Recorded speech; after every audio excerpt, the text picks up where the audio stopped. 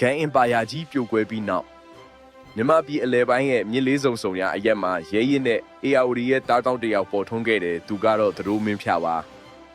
သူဟာနွန်တော်တွေကိုဖောက်မျိုးရိုးတွေကိုတီးပြီး1364မှာအင်းဝဆိုတဲ့ဂုံရောင်ထွန်းတောက်မဲ့မင်းနေပြီးတော့ကြီးကိုအသက်သွင်းခဲ့ပါတယ်ဒီမြေဟာစစ်သူရဲကောင်းတွေရဲ့သွေးနဲ့ရေးထိုးခဲ့တဲ့မြေပါအင်းဝဘရင်မင်းခေါင်နဲ့ဟန်တာဝတီရာဇာတိရတို့ရဲ့အနှစ်40စစ်ပွဲဟာတမိုင်းမှာဟိမ့်ထွက်နေခဲ့တယ်စစ်မြေပြင်မှာဓာချင်းခုတ်တန်တွေစူညံနေတယ်လို့နန်းတော်ထဲမှာတော့ရှင်မဟာရထတာယာတို့ရဲ့ပြိုးကပြတန်တွေကအေးချမ်းလွန်းလာပါတယ်အင်းဝဟာတစ်ဖက်မှာဓာတ်ကိုကင်ပြီးအချုပ်ချာကိုကောက်ွယ်ခဲ့တယ်လို့တစ်ဖက်မှာလည်းကလောင်ကိုကင်ပြီးမြန်မာစာပေရဲ့အမြင့်ကိုခိုင်ခန့်စေခဲ့တဲ့ခေတ်ပါဒါပေမဲ့ဘယ်အရာမှမတည်မြဲပါဘူးရာစုနှစ်နှစ်ခုအကြာမှာတော့ပြည်တွင်းရေးအားနည်းမှုနဲ့အတူရှမ်းစော်ဘွားတွေရဲ့ကျူးကျော်မှုကိုခံခဲ့ရပြီးအင်းဝရဲ့ရွှေရောင်နေ့ရက်တွေခိတ္တမင်းမိန်သွားခဲ့ပါတယ်